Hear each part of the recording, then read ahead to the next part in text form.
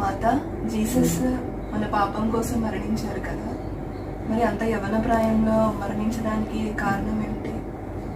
భక్తిహీనుల కొరకు, పాపములు ఎక్కువగా చేస్తున్న వారి కొరకు, కోప ద్వేషముల నుండి మనల్ని రక్షించడం కొరకు, దుష్టకాలంలో మనల్ని విడిపించడానికి, ఇంకా మనం పరిమళం వలె వ్యాపించడం కోసం, తన రక్తం ద్వారా విడిపించిన ప్రతి బిడ్డ కూడా తన సొంతం అవుతారు కదా, ఆ విధంగా పరిశుద్ధులుగా జీవిస్తారు కదా.